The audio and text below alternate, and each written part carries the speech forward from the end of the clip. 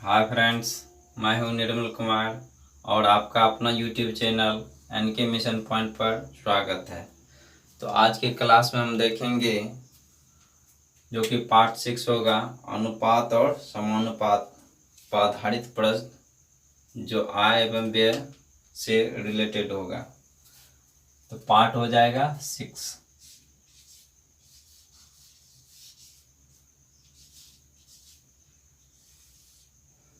तो बिना समय बिताए हुए आते हैं प्रश्न पे। तो देखिए प्रश्न है, कुछ धन ए बी तथा सी के बीच 2:5:7 के अनुपात में बांटे गए। यदि सी का हिस्सा कुल धन का 50% हो तो ए का हिस्सा क्या होगा। ए का हिस्सा निकालना है। तो देखिए ए और B C, A B C के बीच कितना का अनुपात है, 2:5:7 इतना का अनुपात में बांटा गया। हमें सी का हिस्सा कहता है कि कुल धन का 50% हो तो ए का हिस्सा क्या होगा। देखिए सी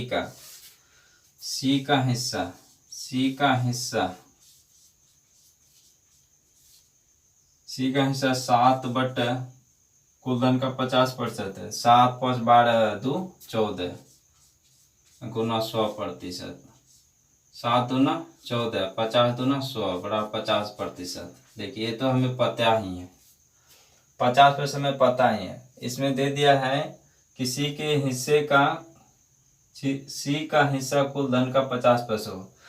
ये दे चाहे ना दे उससे कोई फर्क नहीं पड़ेगा। ये प्रश्न दिया सिर्फ फंसाने के लिए। हमें पूछा क्या ए का हिस्सा क्या होगा, तो ए का हिस्सा निकालना है।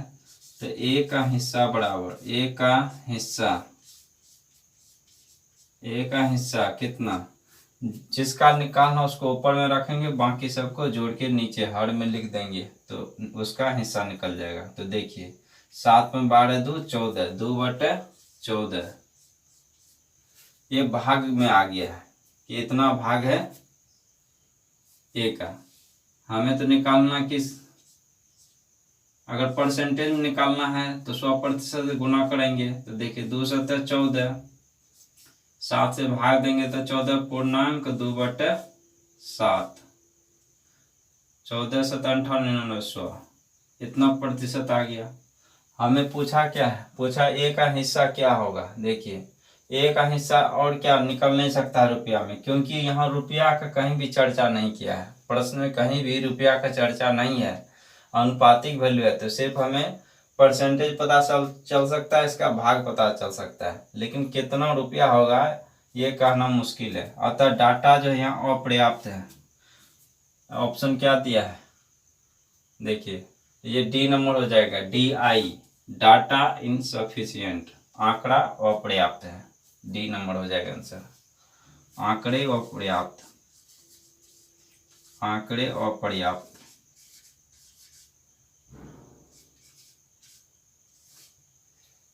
आंकड़ा अपर्याप्त है, आंसर हो जाएगा D number, DI data insufficient. देखिए प्रश्न है, यदि किसी धन को P और Q में इस प्रकार बांटा गया कि P के हिस्से का 3 गुना, Q के हिस्से का 5 गुना के बराबर है, तो Q का हिस्सा पूरे धन का कौन सा भाग होगा। Q का हिस्सा पूरे धन का खाता कितना भाग होगा। तो देखा हमें P और Q में धन बांटा है, P और Q।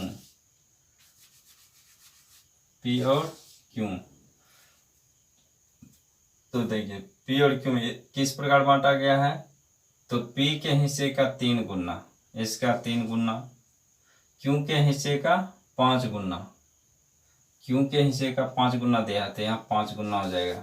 ये बराबर है तो बराबर दे दिए, कोई इशू नहीं। अब देखिए इसको हम इस तरह से लिख सकते हैं, P/Q बराबर 5/3 लिख सकते हैं, क्योंकि देखिए गुना करेंगे तो उतना होगा, 3 गुना P 3P या Q गुना 5 Q। अब देखिए इसको हम P अनुपात Q भी लिख सकते हैं, P अनुपात Q, P अनुपात Q, P अनुपात Q का मान कितना है 5/3, यानी 5 P का मान और Q का मान 3। हमें पूछा क्या था, Q का हिस्सा पूरे धन का कौन सा भाग होगा, तो Q का, इसका पूछ रहा था Q का हिस्सा, जो जिसका पूछेगा उसे ऊपर रख लेंगे। देखिए तो Q का हिस्सा, Q का हिस्सा पूरे धन का, पूरे धन का क्या हो जाएगा, तो 3 ऊपर नीचे में, ये दोनों को जोड़ के 5 3 8 बटे में 8 हो जाएगा। इतना भाग हो गया, जो कि ऑप्शन नंबर किस में है, 3/8 ए में है। यही हो गया आंसर, आंसर नंबर ए। इस तरह से टूटेगा। ये प्रश्न है 651 रुपया को ए बी तथा सी के बीच इस पर बांटा गया कि ए का 2 गुना, बी के 3 गुने तथा सी के 5 गुने के बराबर हो, तो सी का हिस्सा क्या होगा। देखिए टोटल रुपया कितना 651, यानी ए प्लस बी प्लस सी में बटा है कितना रुपया 651 रुपया। और प्रश्न क्या दिया है, इस प्रकार बांटा गया कि ए का 2 गुना, ए बी सी, देखिए ए का 2 गुना तो 2 गुना हो गया, बी के 3 गुने कर दिए, सी के 5 गुने तो सी का 5 गुना कर दिए, के बराबर है, ये सब आपस में क्या है, बराबर है, इतना इतना के बराबर है, तो सी का हिस्सा क्या होगा। चलिए प्रश्न से देखने से इससे पता चल जाएगा। अब क्या का 2a बराबर 3b बराबर 5c, तो इसमें छुपा रुस्तम नियम निकाल देंगे, क्योंकि ए बी सी का हमें अलग अलग मान पता करना है। तो देखिए ए का निकालना तो ए को छुपा लेंगे, तो 5 दिया 15, ए का अनुपात चल गया पता 15, यानी इस तरह से बैठा लीजिए। पहले ए बी और सी का निकालना, तो ए का निकालना है तो इसे छिपा दिए, तो 5 दिया 15, इसका अनुपातिक वैल्यू 15 पता चला। बी का निकालेंगे तो बी को छिपाएंगे तो 5 दूना 10, सी का निकालेंगे तो इसको छुपाइए तो 3 दूना 6। अब हमें अनुपातिक वैल्यू पता चल गया। अब देखिए इस तीनों को जोड़ लेंगे तो 10 6 16 15 31, ये अनुपातिक वैल्यू में जो है 31, इसका वैल्यू कितना दिया है 651, ये 651, चूंकि अनुपात 31, टोटल का मान है 651, अनुपात ए का मान निकालेंगे तो क्या निकल जाएगा, 31 दूना 62, 3 65 तो 31, तो 31 यानी 1, अनुपात ए का मान निकला 21। हमें क्या पूछा, सी का हिस्सा क्या होगा, सी का हिस्सा 6 है यहाँ पे अनुपातिक वैल्यू में, तो यहाँ देखिए सी का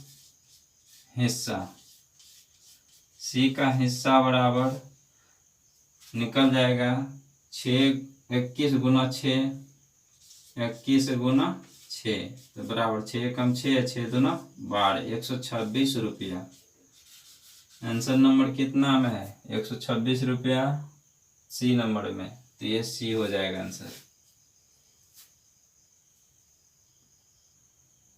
प्रश्न है 581 रुपये को ए बी तथा सी के बीच 1/4 अनुपात 1/5 अनुपात 1/7 के अनुपात में बांटा गया, तो सी तथा बी के हिस्से का अंतर क्या होगा। सी और बी के हिस्से का अंतर पूछता है।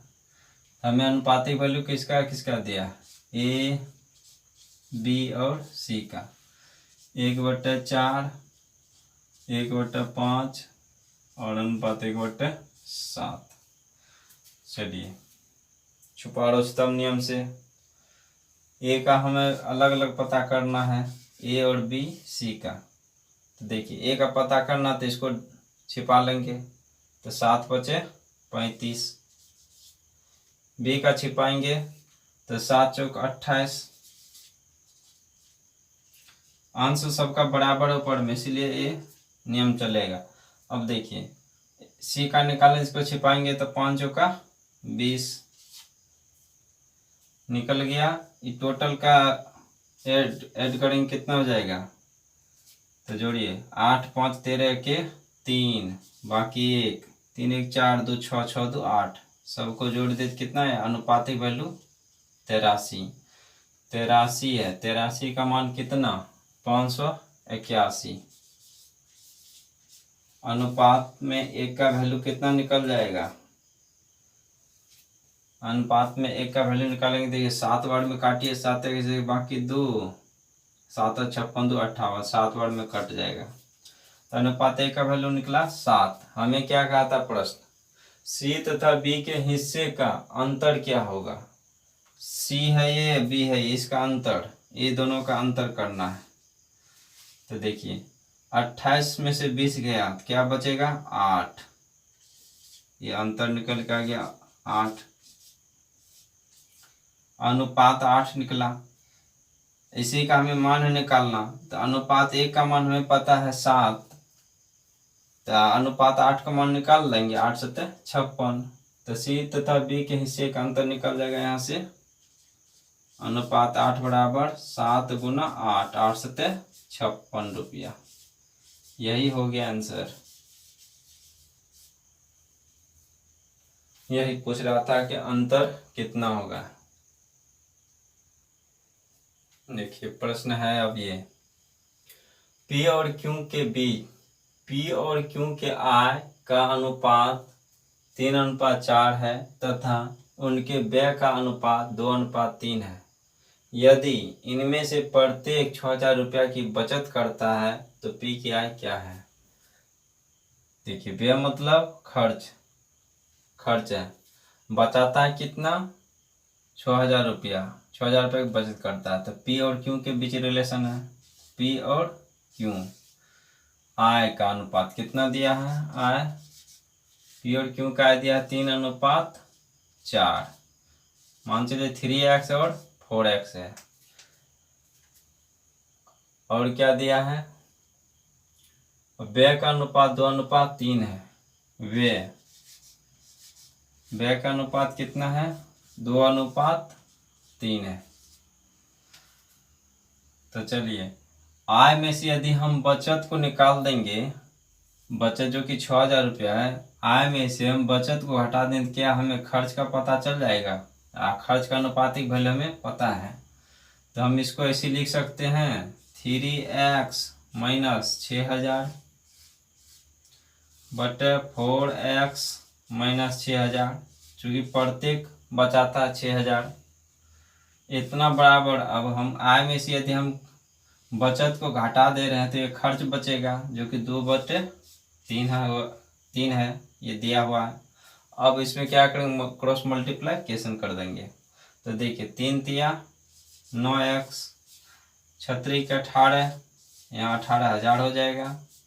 2 चौक 8x माइनस 6 दूना 12,000। चलिए 9x यहाँ 8x है, इधर आके घट जाएगा तो x बच जाएगा। यहाँ माइनस में 12,000, इधर है माइनस 18,000, ये उधर जाएगा तो प्लस हो जाएगा। तो 12 6 18, 6000 निकल के आ गया 6000। x का वैल्यू में पता चल गया 6000। हमें पूछा क्या है, यदि इनमें से प्रत्येक 6000 रुपये बचत करता है तो P की आय क्या है, ये हमें पूछा है। P की आय क्या है, तो देखिए आय तो यही है ना 3x, x का मान कितना निकला 6000, तो P तो 36 के 18,000 निकल जाएगा P का आय। यहाँ से निकल जाएगा P की आय। देखिए P की आय, P की आय बराबर 6000 गुना 3 बराबर 18,000। यही हुआ आंसर। देखिए इसको ट्रिकी से कैसे बना सकते हैं, इतना करने का भी तामझाम करने की जरूरत नहीं। अगर ट्रिक से बनाएंगे तो देखिए P और Q का बीच रिलेशन है। आय कितना दिया है, आय दिया है 3:4। खर्च कितना है, यानी व्यय है 2:3, यही ना है।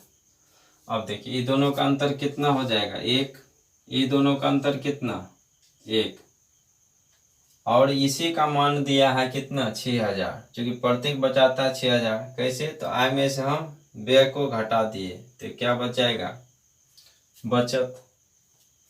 तो देखिए अनुपात 1 का वैल्यू कितना, अनुपात यानी कि अनुपात 1 बराबर 6000। हमें निकालना आय, तो देखिए 1 अनुपात बराबर 6000, तो 3 अनुपात बराबर 36 के 18000। तो P का वैल्यू निकल गया 18000, P की आय निकालना है। देखिए अगर खर्च अगर देखें तो 6 दूना 12000 हो जाएगा, 6 दूना ये कितना हो जाएगा 12000, ये खर्च हो जाएगा। खर्च है 12000, आय है 18000। बचत का चेक कर लीजिए, देखिए 18 से 12 घटा दे 6000 निकल जाएगा बचत। तो इस तरह से भी तोड़ के निकाल लेंगे तुरंत, यहाँ भी निकल जाएगा। 6 चौक 24000 इसका हो जाएगा आय, 36 के 18000 हो जाएगा इसका खर्च। तो 24 में से 18 घटा देंगे 6000 निकल जाएगा इसका कौन सी बचत। तो ट्रिक इस तरह से इस्तेमाल करेंगे।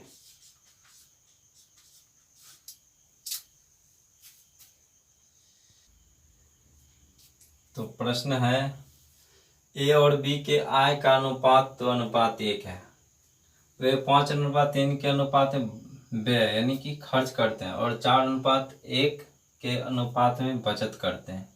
यदि और बी दोनों की कुल मासिक बचत 5000 रुपया है तो बी की मासिक आय क्या होगी। तो ए बी में हमें रिलेशन करके दिया है, देखिए ए और बी में रिलेशन दिया है। तो ए और बी के आय का अनुपात, ये आय का अनुपात क्या दिया है, आय का अनुपात दिया 2:1।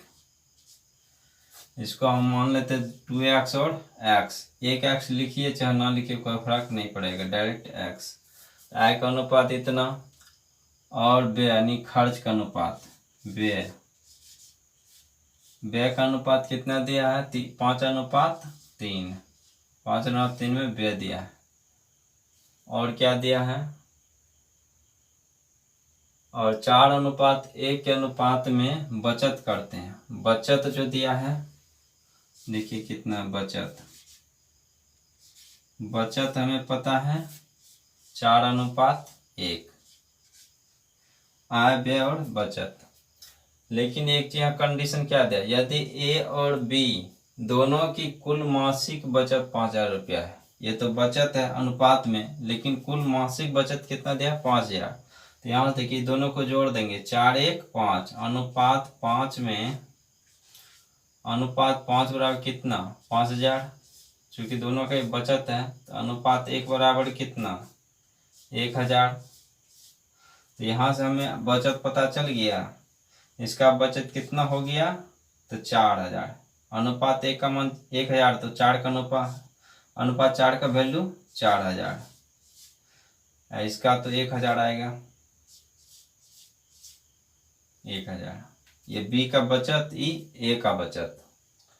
हमें पूछा क्या है, तो बी की मासिक आय क्या होगी। देखिए आय तो ये है, अगर आय में से हम बचत को घटा देंगे तो ये खर्च बच जाएगा। तो इसको इस तरह से तोड़ लेंगे, देखिए 2x माइनस 4000, आय में से हम खर्च को बचत को निकाल रहे हैं, बटे x माइनस 1000। देखिए आय में से हम इस बचत को घटा दे तो क्या बचेगा, खर्चे बचेगा, जो कि अनुपातिक में वैल्यूम दिया 5:3 यानी 5/3। कर दीजिए को ना क्रॉस मल्टीप्लाइकेशन, तो 3 दूना 6x, 6x यहाँ हो जाएगा माइनस 3 चौक 12000 बराबर 5, इधर आएगा तो 5x माइनस 5 एकम 5000 हो गया। यहाँ 6x यहाँ 5x इधर लाएंगे तो x बच जाएगा, 12000 को उधर करेंगे तो 7000 हो जाएगा, क्योंकि माइनस 5000 है, इधर -12,000 इधर बराबर के उस पार जाएगा तो 12,000 प्लस में आ जाएगा, जो घट के हो जाएगा 7,000। तो एक्स का मान कितना निकला 7,000। हमें पूछता क्या था, तो बी की मासिक आय क्या होगी। तो देखिए बी का आय मासिक आय क्या था एक्स, एक्स का वैल्यू में कितना निकला 7, यही हो गया आंसर। यानी कि बी की मासिक आय, मासिक आय बराबर 7,000 रुपया।